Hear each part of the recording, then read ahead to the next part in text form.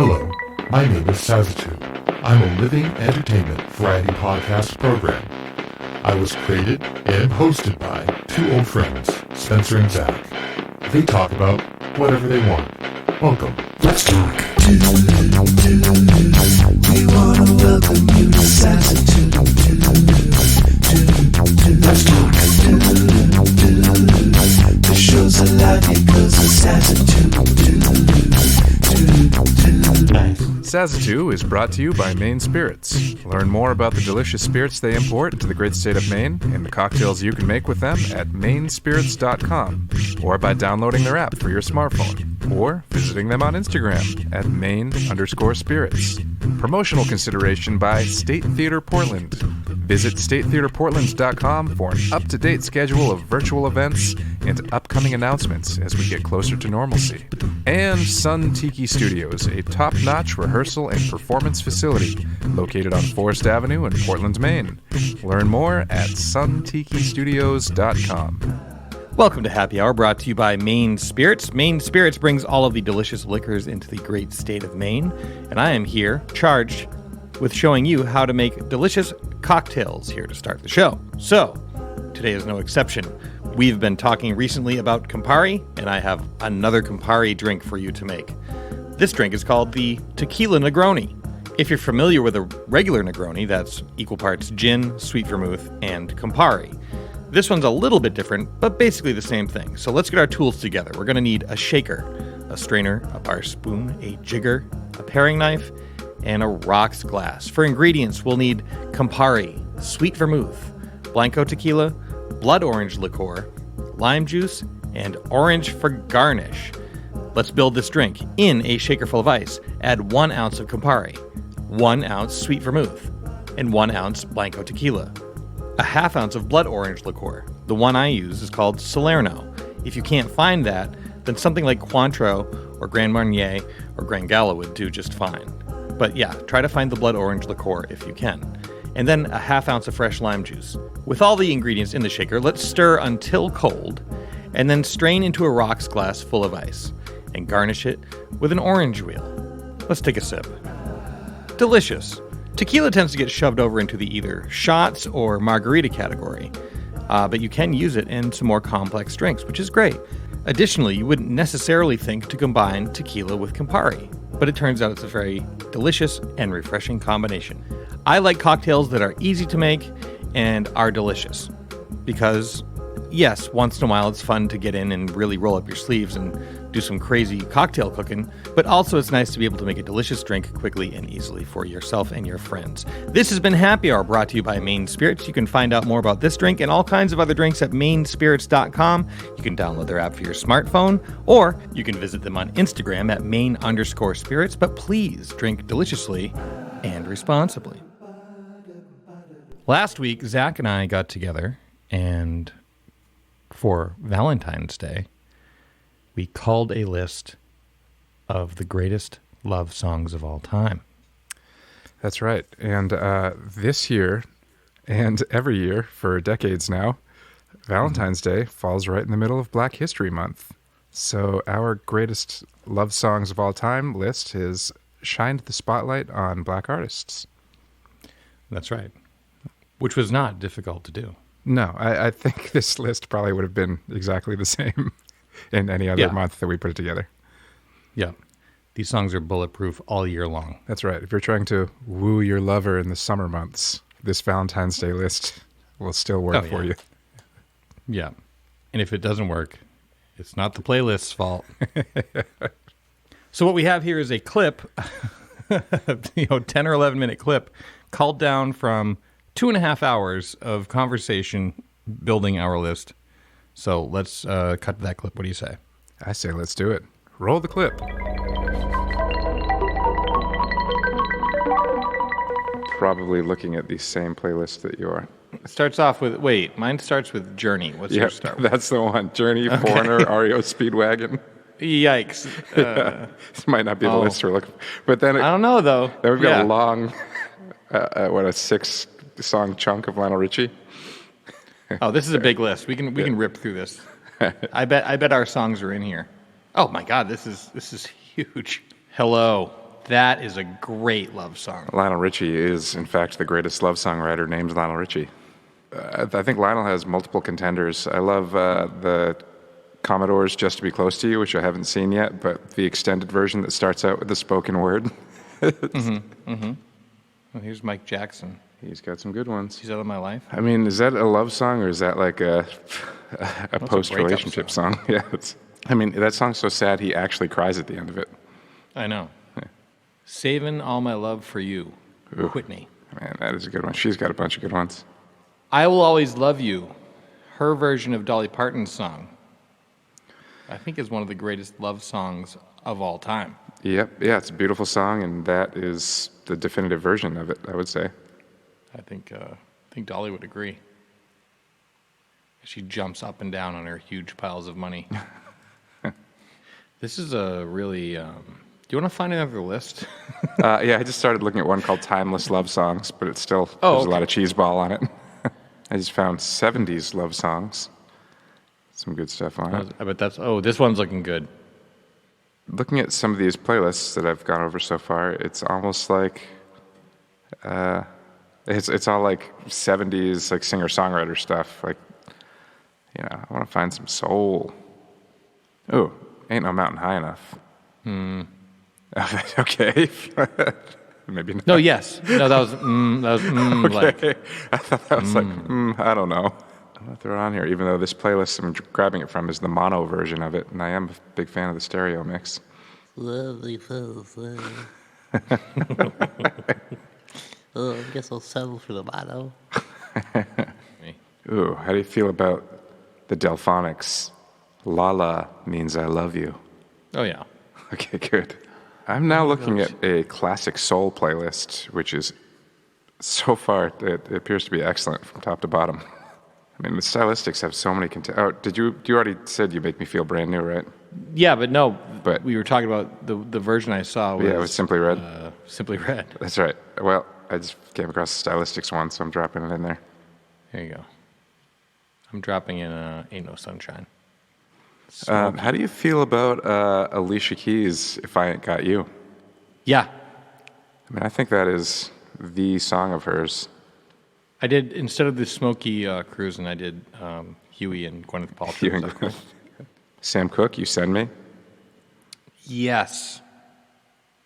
I love Sam Cooke so much.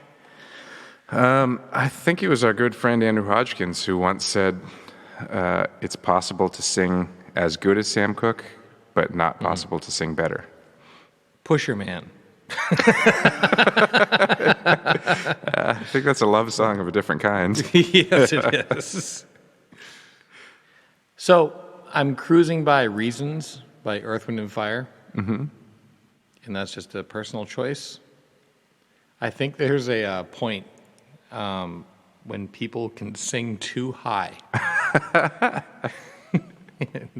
That song is an example of that for me. It's just too high. It's like, I get it. You can do it. But why? You know? I dig it. But I know what you mean.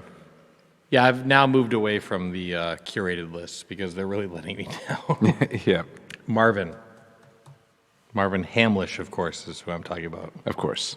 I mean, what other Marvin would you refer to on a first-name basis other than Marvin Hamlish?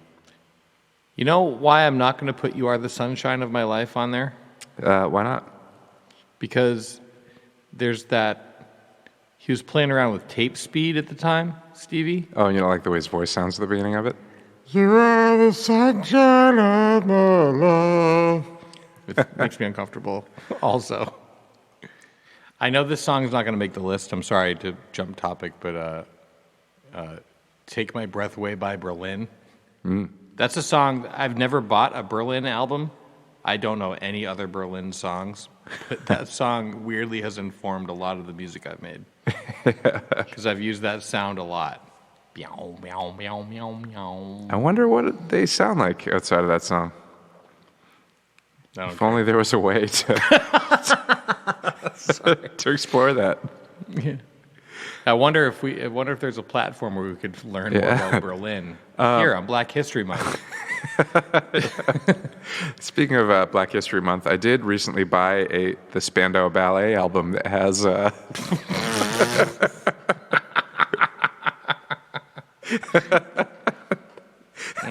I did. Yes. I bought the one with the song. What's the song? I don't remember. True. That's what it's called. I still have not listened to the record, but I was, I saw it used, and I was like, I wonder what the rest of their songs sound like. I like that one. That's a good song, and I wonder if they have other songs that are good, because I've never tried to listen to them because they're called Spandau Ballet. Well, It's just some 80s shit. My chérie amour. I love the difficulty that you have with the French accent. It's either like you do like tube mouth, mon chéri, or you go, mon chéri amour. My chérie amour. Ringo. Yeah, fire it on there. Yeah, too late. I already threw it on there. So, Oh, My Girl by The Temptations. I mean, it's one of the greatest songs ever. Go ahead and put it on. I got that from my old sexy love jams playlist that I'm on. Didn't I blow your mind this time? That one's great, but that's a breakup song Okay, fine. because he blew her mind by actually leaving. I'm going to go Platters, an artist near and dear to my heart, a group of artistes, an art group. Only You. Nice. I'm scrolling through looking for big titles here. Are you looking at the one that just says 90s R&B hits, top 100?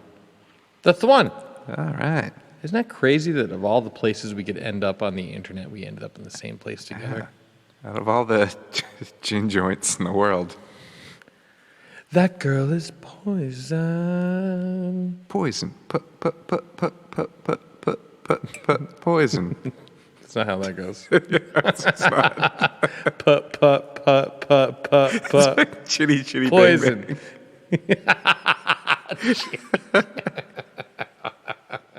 I'm gonna go ahead. How about Belle Biv DeVoe's Do Me? Do me, do me. Chitty bang bang, chitty chitty bang bang.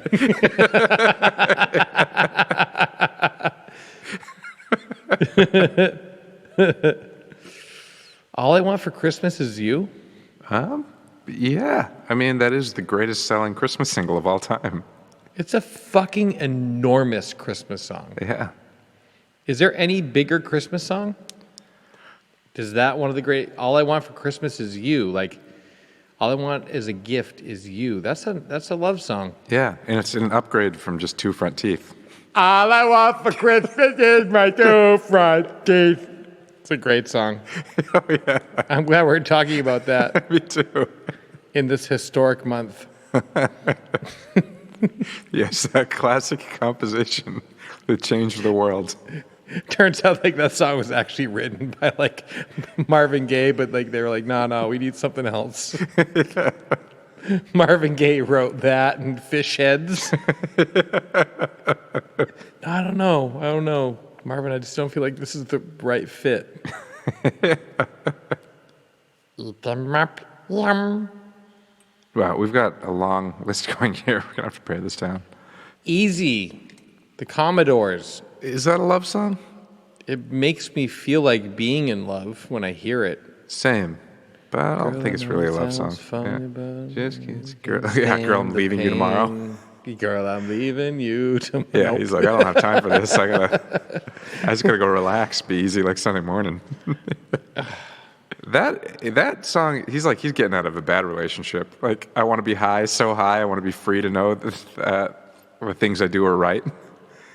Yeah. Yeah, somebody's holding him down in that one.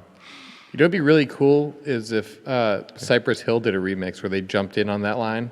I want to be high, so high, don't know why. Ooh, man. Stevie Wonder knocks me off my feet. Knocks me off my feet. Yeah. I don't want to bore you. Oh, God, Yeah. yes. Yeah. Oh, but I love you, I love you, I love you. My Guy. That's a nice song. Yeah. Smokey Robinson wrote both My Guy and My Girl. What a broad palette. Yeah. So My Guy was the first #1 hit to come out of Motown Records. No shit. So it kind of made sense to be like, okay, let's write My Girl now. My Guy 2. My Girl. Yeah. Betcha by golly wow. Stylistics. Pass. Betcha by golly wow. It should have been called like Neat Groovy Cool Beans.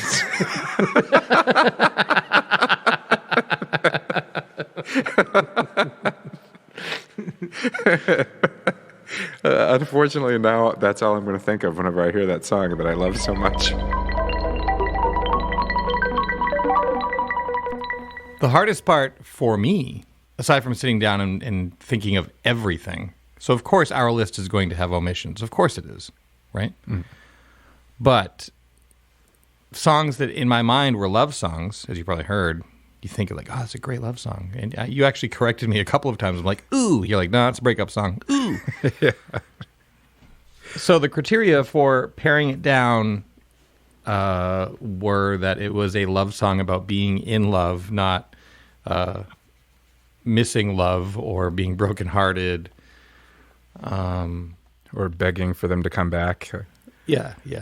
It's either on the front side, the courtship side, or the, program already in progress side of things. And what were the other rules, bud? They were, only one song per artist. Mm-hmm. With the exception of duets, which I can't remember. Which we did stick with that. So we have like Marvin Gaye and Tammy Terrell, but we also have Marvin Gaye by himself. Exactly. So yeah, we can. You can find this list through the link in our bio on our Instagram page.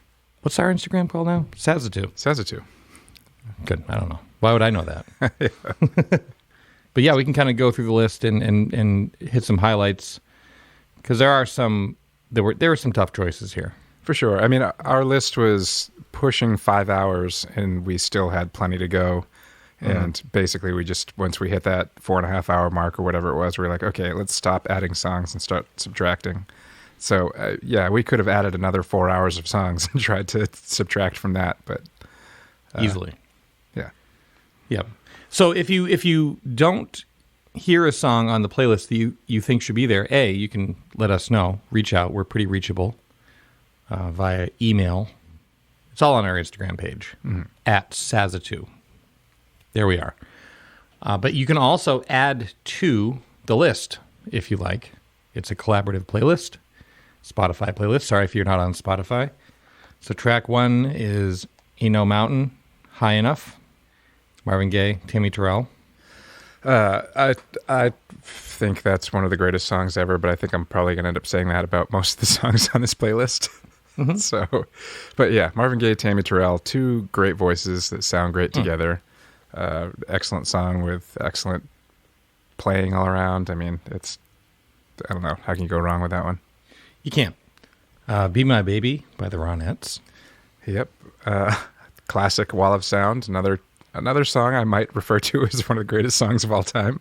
You're going to sound like a broken record. If you... I am. I'm going to stop saying that now unless it really calls for it. Right. Yeah. Could it be I'm Falling in Love? The Spinners. Oh, yeah. The first time ever I saw your face, which is off one of the greatest records of all time. That's right. Roberta Flack's First Take. Yeah. Is that it's a Leonard Cohen song, isn't it? That's a good question. I think it is. I will answer that by the internet. You entertain the troops. I'll be right back. All right. It's going to take you that long. It's like you're flipping through like a Dewey Decimal System or something like that to find it. Well, I feel like I have to hang on this tune now and wait for you to get that answer. So, yeah. Okay, well, I could talk about Roberta Flack being one of my favorite singers, and First Take, as you said, being one of the greatest albums of all time. But she is also an artist that one of my other favorite albums of all time is the Roberta Flack, Donny Hathaway duets album. And I've also been stretching my knowledge on Roberta Flack over the past year or so. Just every time I see a record of hers that I don't have, I buy it. Ooh. So, Sorry, I found some information. Oh, there we go. Ewan McCall. I had no idea. No, nor did I. No, what's the song on First Take that was written by Leonard Cohen? I know there's a Leonard Cohen song there. First Take, Roberta Flack. Oh, Hey, That's No Way to Say Goodbye. That's the Leonard Cohen song. All this time I've been giving the credit to Leonard Cohen for the Ewan McGregor's work. What's his name? McCall. Yes, Ewan McGregor. Most people are unaware of his classic songwriting in the early 70s. If I Ain't Got You was our most modern song. Yeah, which is also like 20 years old at this It's point. probably an oldie at this point. Which is crazy to think that an Alicia Keys song is 20 years old. Yeah. She looks like almost exactly the same as she did when she broke out. Well, I guess the black don't crack, as they say. They do. We also, you skipped How Sweet It Is to Be Loved by You, which was... My bad. It's okay. But yeah, as we already said, that is the Marvin Gaye song that we made an exception for because the other one was a duet. But yeah, I think going back to If I Ain't Got You being our most recent song, but also being 20 years old. That's just such a good song. I enjoy Alicia Keys a lot. At this point, there's a lot. She's released a lot of stuff that I have not heard. But when she first started putting out records, I think I bought her first 3 albums. But I always wanted more to sound like If I Ain't Got You. I always wanted that kind of timeless soul sound. And at least on those early records, I felt like her stuff was very contemporary, which obviously worked for her when selling lots of records. But, you know, for personal taste, I was just like, I love this song so much, and I wish more was like that. She when she arrived, it's like she was to be the heir apparent to the Whitney Houston throne, which got vacated, I think, a lot earlier than everyone expected. Yeah. And also her Unplugged performance is amazing. I mean, that might be one of my favorite things because it's so organic and natural of a representation of those songs that are on the albums. But yeah, she just put out a new record earlier this year, or late 2020. She put out a new record, and I have yet to check it out yet, but I'm sure it's great because she is super talented. The last thing I've seen from her was this piano duet, like dueling pianos facing each other, baby grand pianos. It was her and Brandy Carlisle. It was awesome. Ooh, I hear a little jingle jangle. What you working on over there? Oh, I am working on a basically a Greyhound, I guess, Tito's vodka and ginger beer. Moscow Mule. That's right. What did I say? I said Greyhound. That's Greyhound, yeah. It's another animal drink. Yeah, exactly. That's grapefruit. That's not ginger beer. Yeah, Moscow Mule. Thank you, bartender. Thank you, mixologist. No worries. Yes. Don't use swear word. I'm not a mixologist. I'm doing a Beefeater gin with some Campari and soda. Ooh. I am a big fan of ginger beer, and I had always thought the Bundaberg ginger beer was my favorite. But also one of the places I work in, L.A., Highland Park Bowl, they make their own ginger beer there, which is really good. But we've been rocking the Hannaford brand ginger beer, and it's incredible. No kidding. I don't know who they model it after. You know, usually the store brands are just somebody else's formula with a different label. But it's amazing. I love it. That's great. I like ginger beer too. It's nice for the Tums. Settles the Tums. Yeah, so what else we got here? Supremes, I hear Symphony. R.I.P. to Mary Wilson, who just passed away last week. She was the only Supreme to be on board for the entire ride. She reigned supreme. She remained supreme from start to finish. Within the context of the Supremes. That's right. J5, not Jurassic 5, but Jackson 5, I'll Be There. It's a nice one. Classic. Al Green, Yeah, I mean, Still in Love with You. I think when you first suggested this list, the first thing both of us thought of was "I'm Still in Love with You." Yeah, it's true. It's like we probably should have called the list that. Yeah, Oh well. next year. Yeah, Whitney had a lot of entries here, and it was tough to wheedle it down. Wheatle. Will Wheaton. It But down. yeah, I think we made the right choice. I think we had The Greatest Love of All, which we decided was more about universal love and not. Even though that's still appropriate for Valentine's Day, that kind of made that decision. And then the other one we had was Why Is It Escaping? Saving All My Love. Saving All My Love for You. Yeah. I mean, that's a close call between those two, but I think we made the right call with I Will Always Love You. yeah. It's I mean, I don't want to get into like putting one at the top of this list, but it could win. Yeah. It's a contender.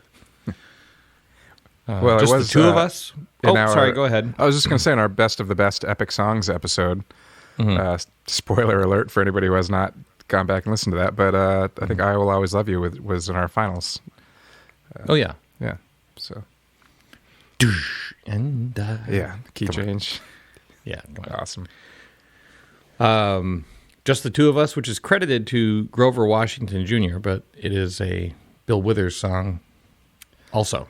That's right. I think the reason we have it credited as Grover Washington Jr. here, though, is because it's pulled from a Grover Washington Jr. hits compilation. Or did he have hits other than this song? I don't know. Well, no, But anyway. I've only ever known it to, I think it's like a features or something. Oh, So, okay. See, I thought it was always just like if you get it on the Bill Withers album, it's going to be credited to Bill Withers featuring Grover Washington, and then vice versa. Kind of like that Phil Collins, Philip Bailey duet. Oh, yeah. Which, What's that called? Is that Easy Lover? Yes. Yeah, which actually appeared on a Philip Bailey album, but then was on Phil Collins' greatest hits, so most people associate it with Phil Collins. So, yeah, this is, it's credited to both artists, so I think that might be the case again. Beep, beep, beep. Songwriters. Oh, nope. It's credited to Ralph McDonald, William Shatner, Salter, and William Harrison Jr. Withers, which I think might be our friend Bill. I'd believe so. Still Bill. That name, Ralph McDonald, is one that I've been seeing a lot on the back of records, and I can't associate it directly right now, but looking at songwriting credits on the back of a lot of the records I've been picking up, I've been seeing that name a lot, so I'm surprised it's not one that I already was familiar with. So I'm falling into the role of Google guy. Yeah, all right, Google guy. So Google guy.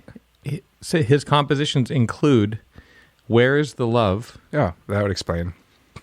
Just the Two of Us, and "Mr. Magic," which was recorded by Grover Washington Jr., Roberta Flack, and Amy Winehouse. So yeah, It's actually I've probably seen his name a lot on Roberta Flack albums. That's probably. it's a really nice picture of him. He looks really nice. Aw.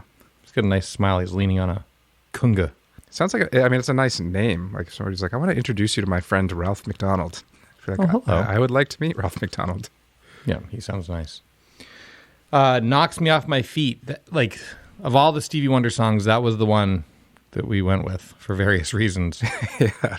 I mean, I love that song anyway, but as far as Valentine's Day goes, I mean, can you do better than Stevie Wonder just saying, I love you, I love you, I love you in the chorus? Over and over. And also, I don't want to bore you with it, but...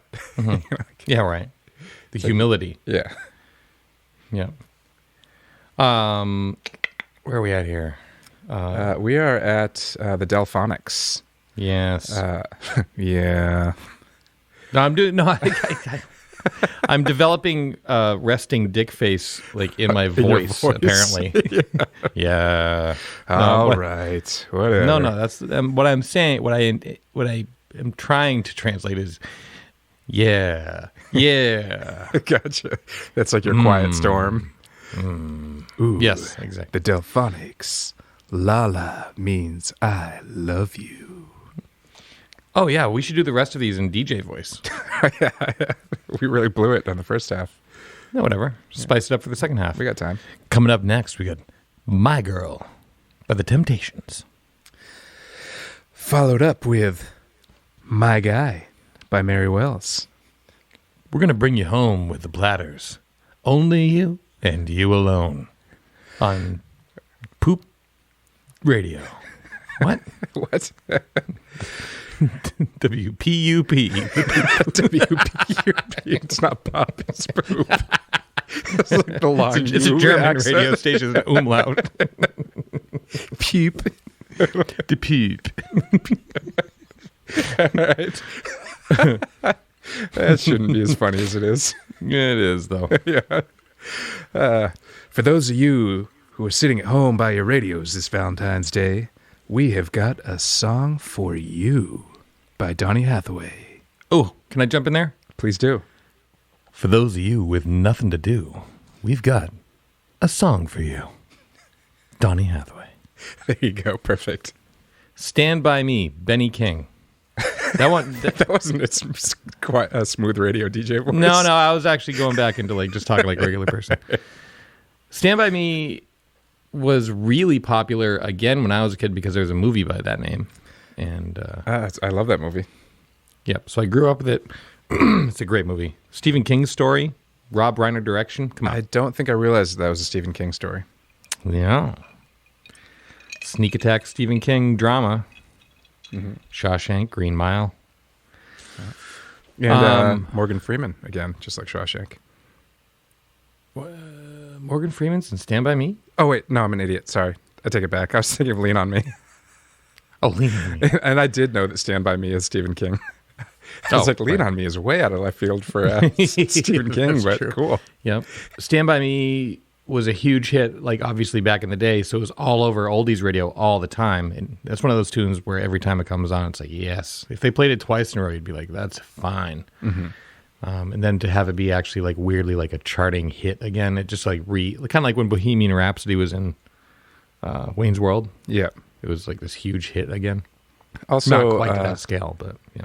John Lennon covered Stand By Me on his rock and roll album. Yeah, he did. Yeah. That time I meant it. Like that. Yeah, he did. I like his version of it. I love the way he phrases the chorus for some reason. But sure, yeah, you're allowed to be dismissive of that. That album I want more from a John Lennon rock and roll album. Gotcha. Than that album delivers me. I mean, he fired his producer after he was threatened to be shot by his producer. So, which could derail any recording project. Let's be honest. Yeah, I guess that's true. Stand By Me. Oh, That's How Strong My Love Is by Otis Redding. That's right. Which was added to this list by our good friend Andrew Hodgkins. I'm so glad that you mentioned that because I was like, I don't remember talking about that, but that's a nice addition. Nice job, Andrew. You know what? I think we did talk about it, and do we have another Otis Redding song on here? And so I think that was one of the ones that I think it was on here. Maybe we pulled it off because our rules were one song by one artist, but we didn't give those rules to Andrew when he added it. So we'll just delete his song after. Yeah, let's just delete his song. But then add it. One of us will add it so we can take the credit for it afterwards. Back to the new modern hits, we have Janet Jackson's That's the Way Love Goes. Brand new. Brand new from 24 years ago, 25 years ago. That's a good one. That was a great one. Mm-hmm. And the other Otis Redding song, here it is, These Arms of Mine. That's right. And following that up with Three Times the Lady by the Commodores. Yeah. I'm wondering how we didn't end up with more Lionel on here. I think we did have more Lionel, and then when we did. When we had to chop it down to I think we had like 4.5 hours, and we're like, we got to cut 3 hours off this, and so I think we kept the Commodores. Or when we got rid of Lionel solo, it was like, well, we have the Commodores, so we'll live with that. Maybe, again, because this playlist is collaborative and anybody listening can add their songs to it. If you feel like putting Lionel back on there, please do. By all means. But we got Three Times the Lady. We'll welcome anything else. Yeah. We followed that up with When a Man Loves a Woman by Percy Sledge. What needs to be said about that? I don't know if anything. It's a perfect song. Next. Next. You Are Everything by the Stylistics. Classic. There's also a great Marvin Gaye, Diana Ross duet of that song that I love a lot. But Stylistics is definitely the one you hear on the radio the most. Mm-hmm. You Make Me Feel Like a Natural Woman. Aretha. I mean, that's got to be one of the greatest vocal performances of all time. I mean, Oh, yeah.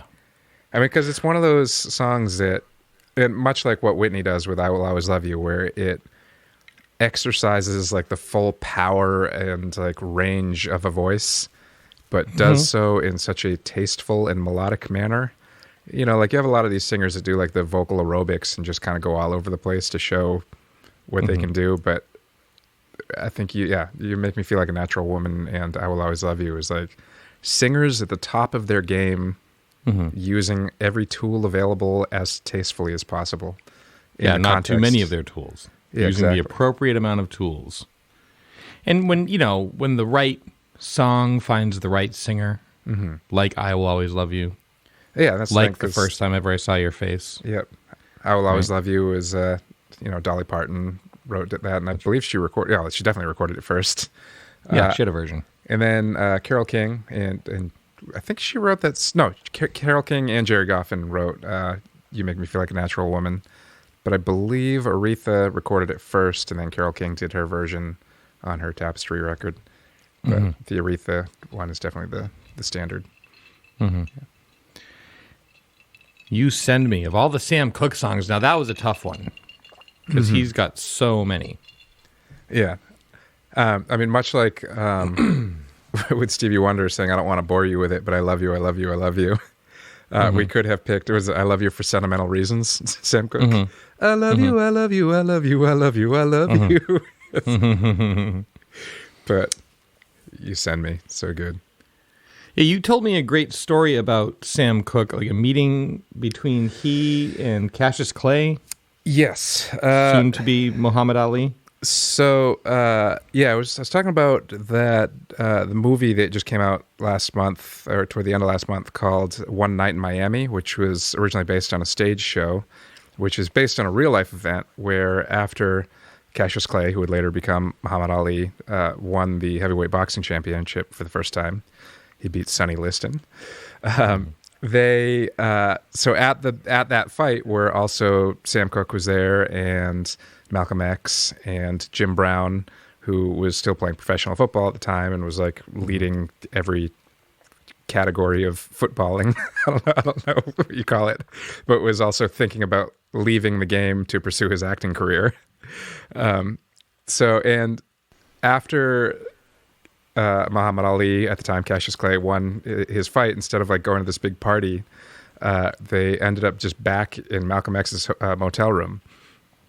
And nobody knows in real life what they talked about there, like what happened. So this play is... They probably just played Dungeons and Dragons. Probably.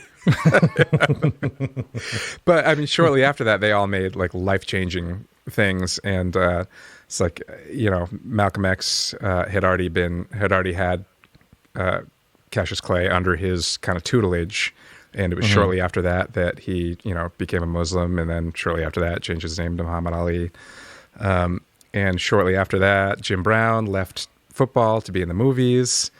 I mean, the one thing in the movie that is like, that I know for a fact is like sort of factually turned around a little bit is the big point in that is, so basically Malcolm X is telling them all like, you are the biggest like celebrities of your field, and you can use your voice to elevate, the cause for the civil rights cause. And in the movie, and I'm sure actually in real life as well, he's particularly hard on Sam Cooke because he's like, you out of all of us have the biggest voice as a singer and performer and all that. Like you have the potential to reach so many people. And in real life, Sam Cooke had actually already written and performed A Change Is Gonna Come, which I believe he only performed once, and it was on television. But in the movie, that's kind of his point, is like that comes about because of their discussion is, he hears "Blowin' in the Wind" by Bob Dylan, and he's just like, I can't believe a white kid from Minnesota wrote like the ultimate civil rights song. Why hasn't a black artist done that yet? Or like that, I should have written that song. And that is true in real life. He did say that he heard "Blowin' in the Wind," and he was just like, I've been writing all these love songs, trying to have this crossover appeal. But I do have, the ability to reach. So this was, the Change Is Gonna Come came out in February of 1964. Yeah, and I believe he died like the next month or something like that. Oh, God. Yeah, it was very shortly after the release of that song that he died. Which is also, obviously it's super sad because he was young and one of the greatest singers of all time. But then you think about that transition that he was about to make from, pop song singer to to whatever, message songs.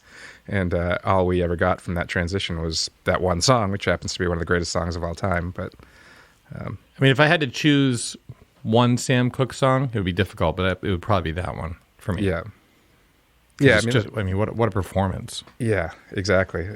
And it unfortunately is, it's still so relevant today. It probably always will be relevant in some form. I think just the fact that it's in a lot of ways still relevant in the exact same way as it was when he wrote it today is a little bit sad. But we're making progress. A song like that is going to be relevant to anybody who is on the downside of things. Yeah, exactly.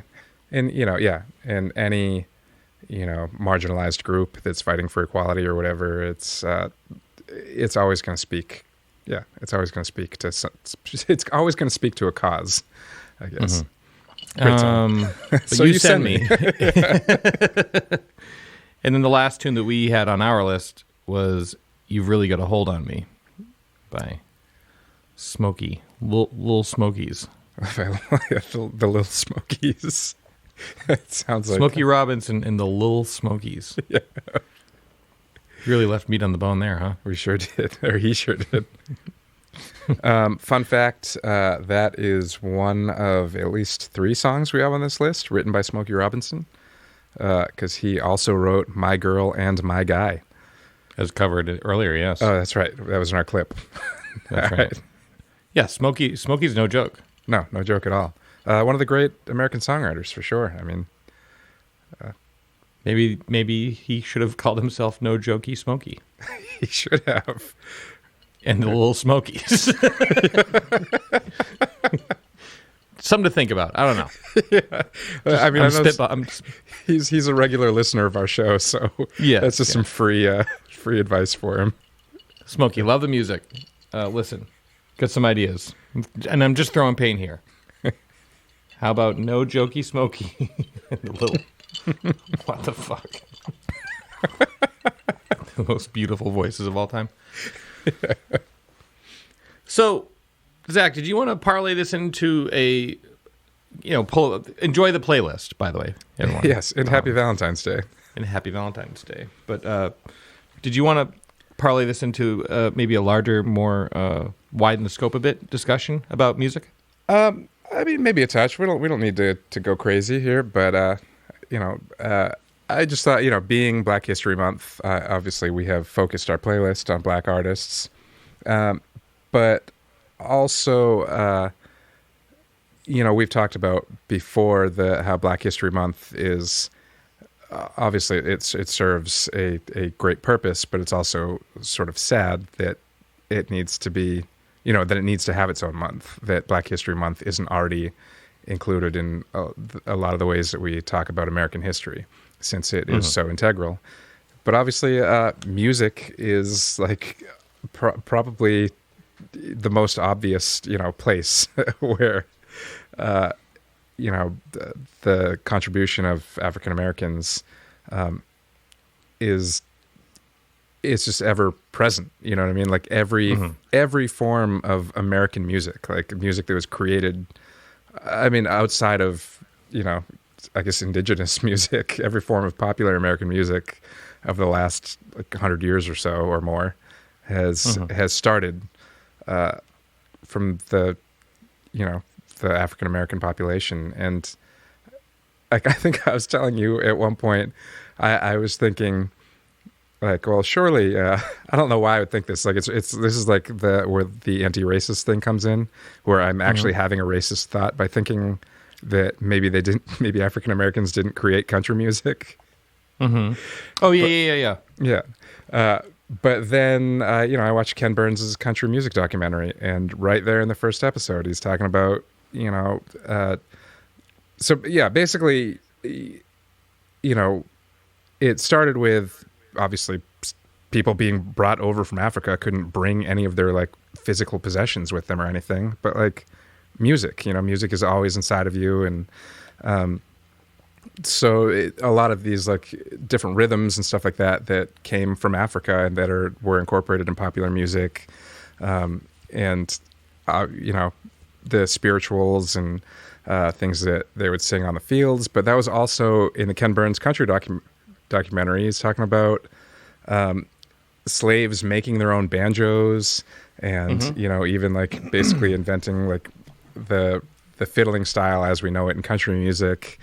And so like even that like blew my mind. Like I had just thought to myself, like, obviously, like, the blues is the root of so many different forms of music. It's like the blues turned into gospel when you're talking music. about pop music, for sure. Yeah, exactly. It's like, gospel music was also like a form of the blues, which then became rhythm and blues, and then we got rock and roll from that. And it's just like, it's all of these different forms of music have evolved from this music that started funk, soul, disco. Exactly. Yeah. Even like a song like Our House in the Middle of Our Street, like if you, you think like that's maybe like the whitest thing that happened. True. But also,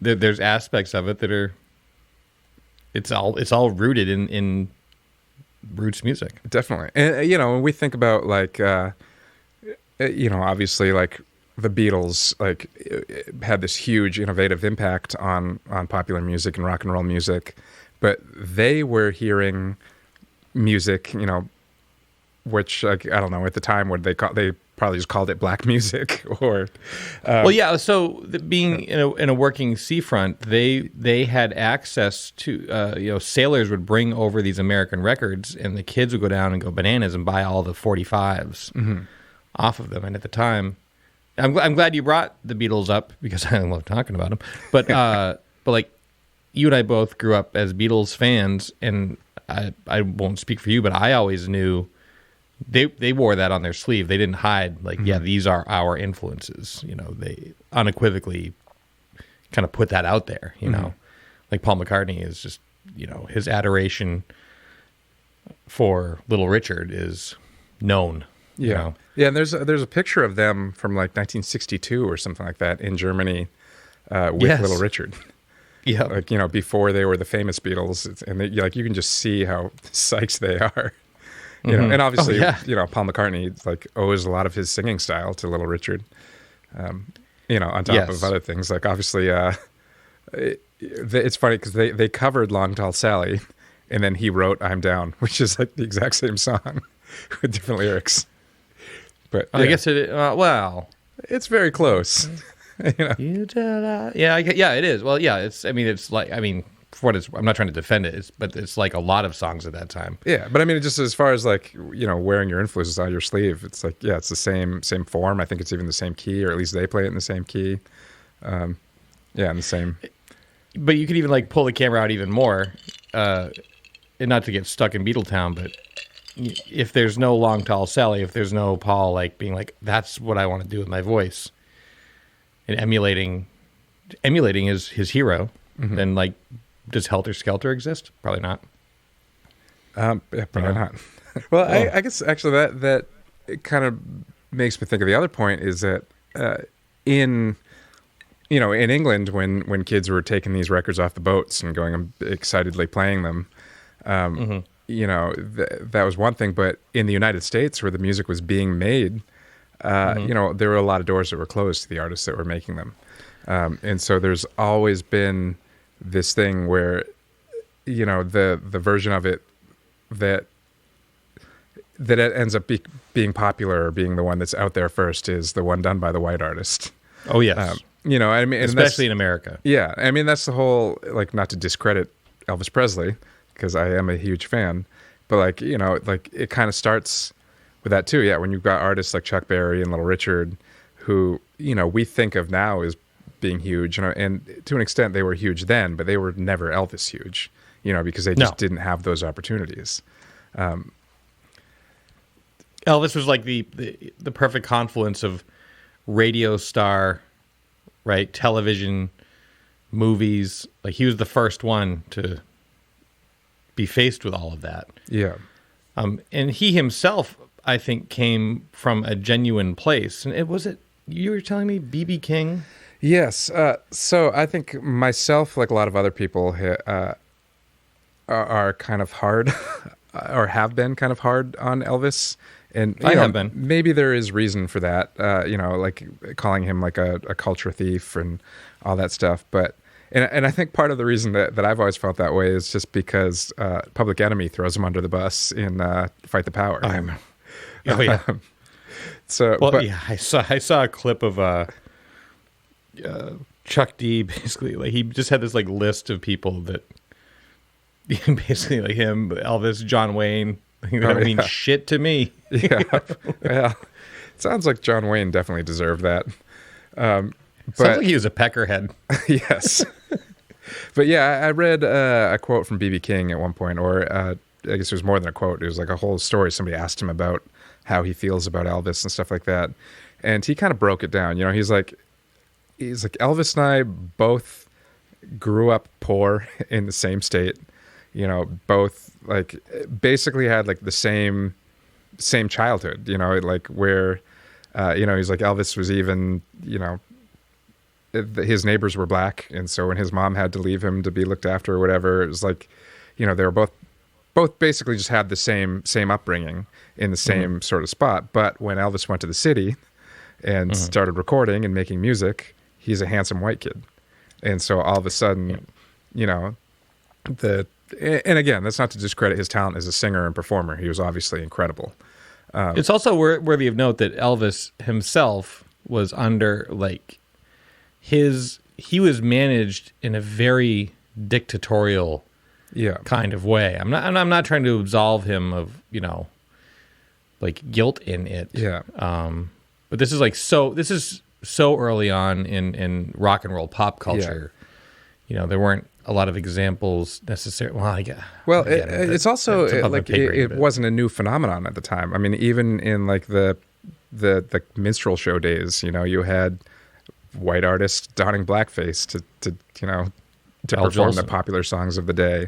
And then when you got into like the swing big band phase, and again, it's not to discredit any of these artists, but like the ones that got out in front of the big audiences were like your Dorsey brothers or your Artie Shaw or your, well, you also had Count Basie and Duke Ellington and all these other guys out there that, were not given the same opportunities, even though, and again, not to short sell what the Dorseys or Artie Shaw or those people were bringing to the table, but, a lot of those sounds were being defined first by the black artists and then popularized by the white artists. And it ends up like really troublesome too, at least my experience in music, and maybe it's just because I don't gravitate towards like racists, but a lot of it comes out of adoration, right? It's like sincere, like these are friends, but it's just the larger picture trouble is the access that white artists are given to channels of success. Yeah. That the originators of the content were not, and it's forever fucked up. Yeah. I mean, I was listening to This is related, believe me. I was listening to Blondie. Take it this for a morning. drive. Where are we going? I was listening to Blondie's "Eat to the Beat" album this morning, and as I was listening to it, I started reading about Blondie. And they have that song called "Rapture," where Debbie Harry raps in the middle of it. It's not on that record. It came out, I think, a year or two later. Wasn't it her and Fab Five Freddy? Well, she mentions Fab Five Freddy in it. I don't think he's actually involved. It's just a Blondie song that she raps in. It's a name drop. Yeah. That was the first song with rapping in it to reach #1 on the charts. Wow. Was Blondie. Yeah. Blondie. And we're going to use the term rapping pretty loosely. Pretty loosely. I mean, even like rappers were still finding their footing back then, though. So, yeah. But yeah, it gets extra loose when you're talking about Blondie. That even prior to this story, that part of that tune had made me very uncomfortable. Yeah. So, and also the song's called Rapture, so it's like I don't know. It's like in Avatar when they unobtainium. Unobtainium, yeah, the hard to get minerals called unobtainium. What's this song called? Well, it's got a rap in it. Let's call it Rapture. Very clever. Yeah. More cocaine? Genius. Pass the cocaine. Pass the cocaine. Yeah. I guess, speaking of that, like the other thing is, we live in a world now where we are introduced to a lot of real life atrocities through people's cell phone footage and every now and then even movies and stuff like that. But for the longest time, a lot of these, economic disparities and whatever, like, law enforcement abusing their power and stuff like that, the only place we were hearing about these things was in songs and in music. And because it wasn't going to be on the news. Exactly. It wasn't going to be on the news. And I think, we were talking about Billie Holiday recently. Mm-hmm. And one of the things I learned about her in that was, so that song Strange Fruit that I'm sure you're familiar with, it's about a hanging. And apparently it was written by actually a Jewish poet who wrote it as a poem first and then wrote it as a song. But it was because he had seen a picture of a person who had been lynched in the South, and it moved him to write this music. And he somehow got it to Billie Holiday, and she basically made it her signature song. But at the time, she was performing mostly in like these high-end like dinner clubs in Manhattan and playing to largely white audiences. Who were obviously made to feel enormously uncomfortable when that song came on, because they didn't want to face that reality that was the thing that was happening. And so, apparently they wanted to keep it easy. Like, you're here, I enjoy this. Don't make me look at it. Yeah, exactly. Yeah. But apparently that was also a large part of her downfall, which I didn't know, was that there was like a narcotics officer and in particular who took offense to it and was like, I'm going to make your life hell if you don't stop performing this song. And of course, she was like, no, that's, I think to her, it was because her father I can't remember what he died of, but it was something that was like preventable if treated. And he had gone to a hospital that wouldn't admit him because he was black. And so even though he wasn't lynched, singing the song Strange Fruit made her think of her father. So she was just committed to it. But basically, her, she did have substance abuse issues. And because she wouldn't stop singing that song, they basically, I think the first time she was arrested was because she bought from somebody who was undercover after being threatened that, I want to make sure you don't sing that song again if you keep doing it. It's entrapment. It's entrapment. This is a problem that John Denver probably did not have. No, I would not think so. And we've seen that a bit in our lifetime. I mean, with the parental advisory stuff that was happening in, it the late 80s or, early 90s? Yep. Late 80s, Yeah, I mean, that's like when rap turned into hip hop and, the subject matter, instead of just being like, I'm repping to the beat, became... Yep. It became, which is sad because that's probably like the last era of rap that I could even close to keep up with, kind of. Same. If I were to try to do it. But yeah, the content of the lyrics got much more real, and the response to that was, this is less welcome than when you were just rapping about being a better rapper than the other guy. And I remember all the TV shows like, A Current Affair and, I don't know, like 2020 and all those like news programs, right? Mm-hmm. Doing stories about like, gangster rap, Yeah. And there you are just like watching the TV. It's the same TV that you watched the Challenger explode on, right? It's the news. So you're like, wow, this is, that's not good. Yeah. And also, but it's also presented with zero context. Mm-hmm. Yeah, you're hearing so much about this gangster rap is out of control. But, meanwhile... It's inciting violence in schools. Yeah. Meanwhile, you've got people singing I Shot a Man in Reno just to watch him die in bars. You've got, Johnny Paycheck out there waving around guns and actually, like, threatening people. Phil Spector. Yeah, Phil Spector ends up actually killing somebody, but gangster rap. What is it telling our youth? Yeah. In retrospect, it was telling our youth that shit was fucked up. Yes, and the adults did not want to hear it. No, people... I mean, as the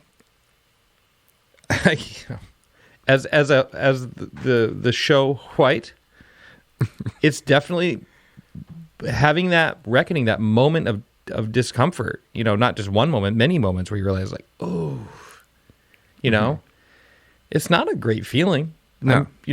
And I'm not trying to victimize myself or say that I'm having a worse time than anybody else. That's not true, but just statement of fact, like when you look in the mirror and realize like, oh shit, like you didn't even know you were being part of the problem. Mm-hmm. And or that somebody else was having it that hard. You're just like happy-go-lucky, like, all the people at the dinner theater, like, oh, we just love her so much. And then when she sings Strange Fruit and you're like, Yeah. And it's not a comfortable feeling. And I'm not saying it shouldn't happen. It absolutely should happen. I mean, the conversation should continue, but it does. I think that's where a lot of people take that hard turn and they're like, nope, screw that. And then, because a lot of people just don't want to deal with the shit reality that, we as white people have not been kind to our friends of color for a long time. And I tend to like try to stay in my lane in general, but when it comes to music, like full recognition, and I hope I've exuded this over time, but like still now and forever moving forward, like I would be nothing without the music of black artists. Nothing. Not literally everything I'm influenced by is either directly from an artist of color or influenced by an artist of color. Yeah. Like Jimi Hendrix was the first artist to be classified as heavy metal.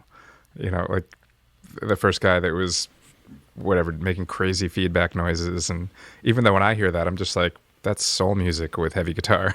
But yeah, that's the vibe I get from it too. But at one time that was heavy metal. But also like, you're talking about the people at the dinner club hearing Strange Fruit and being like, I mean, even, Berry Gordy, when Marvin Gaye brought What's Going On to him, he was just like, his whole thing was, at the time they called crossover music, which is kind of fucked up. Like the concept is fucked up. Like, because basically it was like, you had your R&B charts and your black charts and your race radio. And so it was a big deal for black artists to cross over to like, the other side of things, I guess, whatever you want to call it. The white, it was hard for black artists to sell records to white people, and Motown was selling a lot of their records to a white audience. Exactly. And so, and again, like that to me, Motown music is some of the greatest music of all time, but it was very carefully put together. Like Berry Gordy had moved to Detroit to work on the assembly lines in the auto business and basically modeled his record company off the auto assembly lines, which is why he had a team of writers and producers. He had a house band and like carefully picked the artists. Sometimes you'd have different artists sing the same version of a song, or different producers produce the same version of a song, and they'd have a quality control meeting to see which version of it was going to come out attributed to what artist. Like he was very carefully put together so they could have crossover success. And Marvin Gaye brought What's Going On, which deals with, veterans coming home from Vietnam to civil unrest in the streets and, a fucked up economics and social situation and all that. And Berry Gordy was just like, we kind of just sing songs about love and couples and relationships here. How about you sing My Girl? So yeah, I mean, even with, a highly successful black-owned business, and again, we think of that as one of the most classic albums of all time because it is, but you kind of understand why, like, they were freaked out about the idea of releasing that album when it first came to them. Yeah, I mean, there's been so much time and there's so much been said, and that album being such a huge success empowered so many people to be able to speak their truth.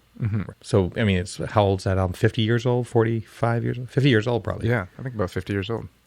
And, but then, like, Stevie was also, he made the switch from, little Stevie Wonder to Village Ghetto Land and Living for the City. Yeah. Also, I mean, speaking of, like, things that we don't learn in school, really, outside of Black History Month, he has that song called Black Man on Songs in the Key of Life, where he just lists accomplishments by people of color. It's a history lesson. Yeah, and even though it's called Black Man, it's, it lists through, like, this was done by somebody who is this color, or this was done by a woman who is this color, this was done by a, it's like first man to die for the flag we now hold high was a black man,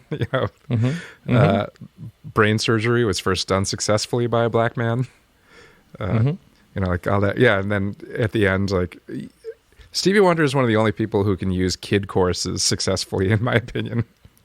I don't disagree.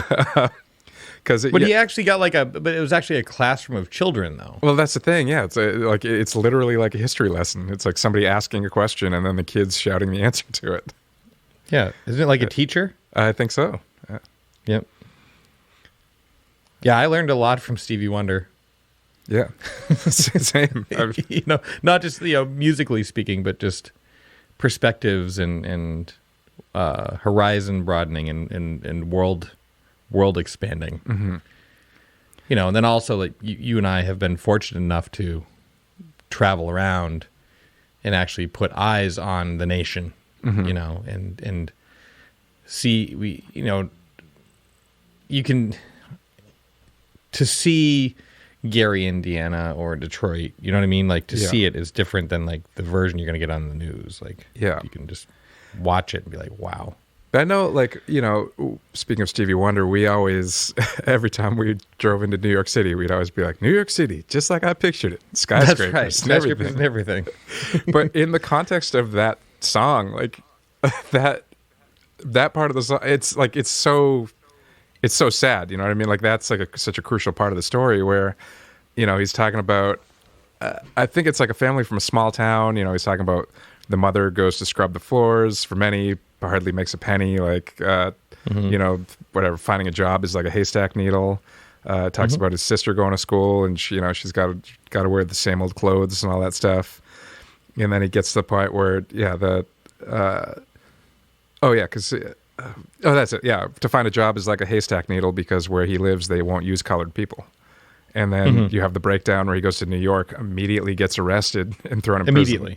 Yeah, immediately. Steps off the bus and gets framed for something he didn't do. Yeah. Or not framed, but whatever. He was like set up, right? It's like a game or something like that, or like one of those, like, which card is it kind of games. It's the way I picture it. Yeah. Yeah, and the guy's like, hey, watch this. He's coming to the city with a rural innocence, like, I don't know what this is. Yeah. Thrown in jail. That was not our experience going into New York City. No, not at all. And again, like, that's even, being the persuasion I am, obviously we've talked about this a lot, like, I grew up in York, Maine, middle class. Like, it wasn't, outside of the times it's like somebody goes out of their way to bring it to my attention that, that I'm black. It's not, that wasn't my experience. It was stepping off the bus and getting arrested immediately. But that stuff does still happen. You have people in prison for marijuana charges that are held in There's these people in Texas in prison for, like, having a joint 30 years ago. Like, come on. Exactly. Yeah. Meanwhile, you can, do some sort of, like, corporate white collar crime that robs millions from people and then just get away with it. Yes. You're probably going to say exactly what I was thinking. Yeah, we're both thinking it, but we'll just leave it right there. Yeah. Not being of the political persuasion program, but yes, right. it is.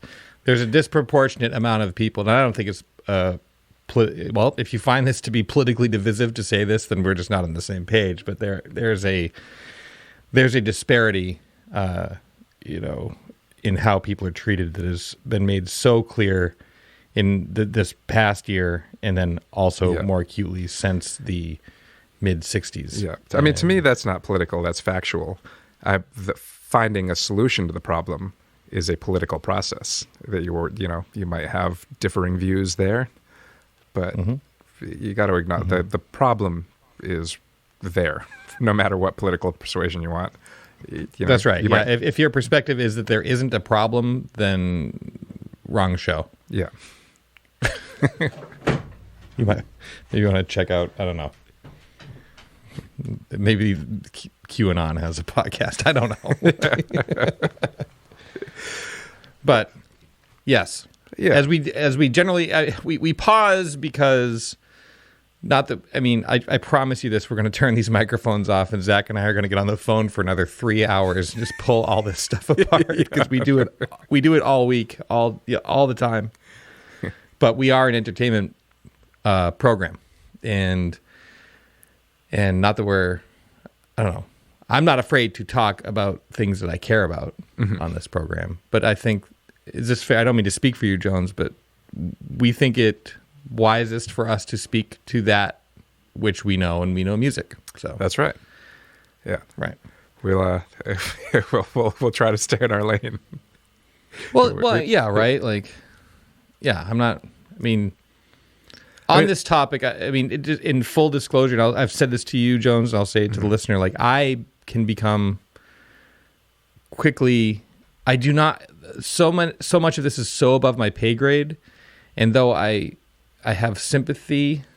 No, it's empathy that I have. Sorry, I get those mixed. I can be empathetic, but I can't be sympathetic to your experience, Jones, specifically. As much as I love you, and you're family to me. And even though a lot of the experiences that we have had in the world, we've had a lot of like first experiences together, but we've just had different. Mine was that of a white guy, and so I tend to.